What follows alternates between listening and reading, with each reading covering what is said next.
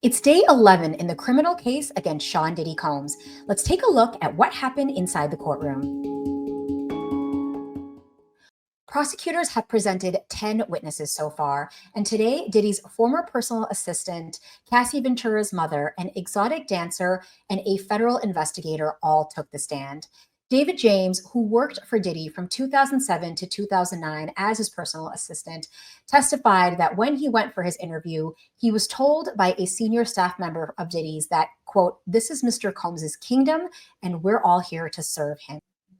James said while he worked for Diddy, he set up rooms for freak ops and would bring bags filled with cash and undisclosed pills. The former assistant also said he would buy items for the freak ops with his own card because Diddy did not want the items to show up on his official books.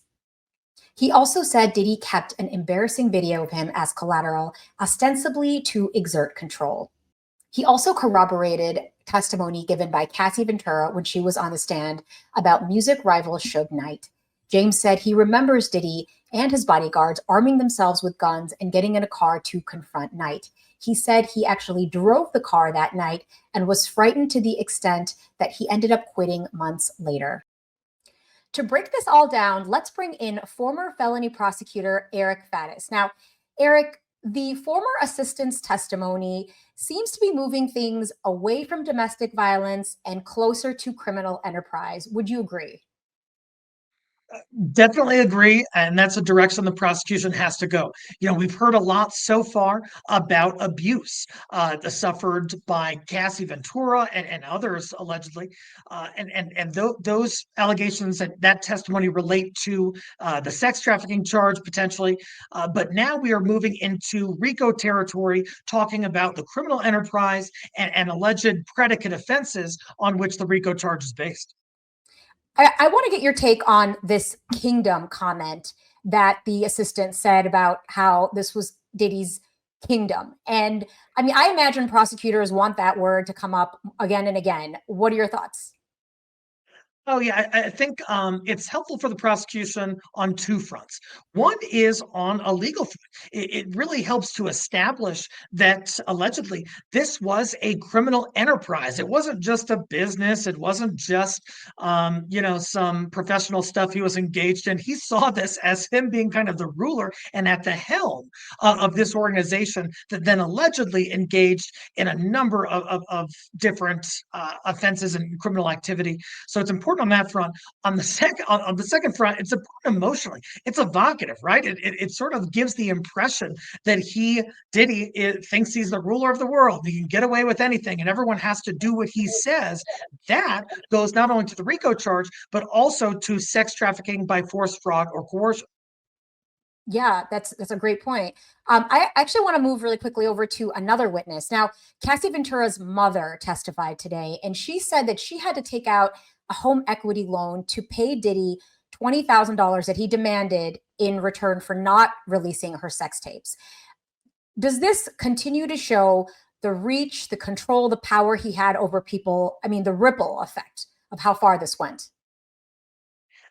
It's accepted as true. Yeah, I think it goes to Diddy's alleged coercion and his control in the situation.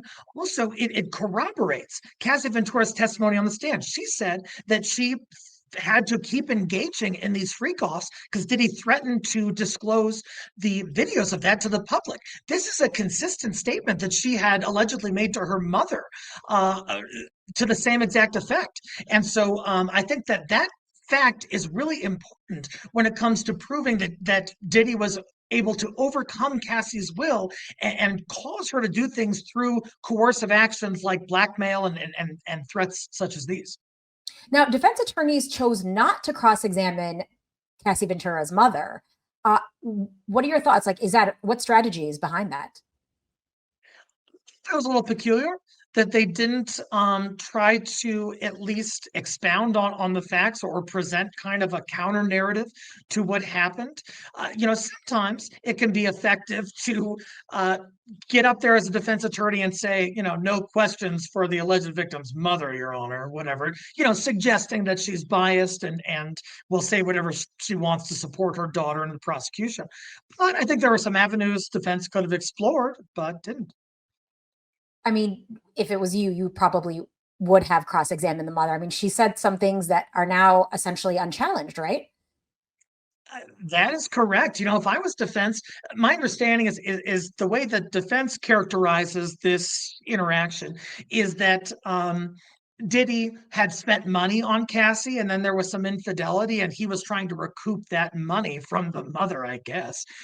You could have asked, the defense could have inquired into that and talked about, Diddy spent a lot of money on Cassie, and Cassie cheated on Diddy, didn't she? Diddy was upset about that. That's why he was getting the money, wasn't he? I mean, there are lines of questioning that could have been asserted, and defense chose not to go down that road. Eric Faddis, thank you so much for joining us today. Really appreciate it. Good to be with you.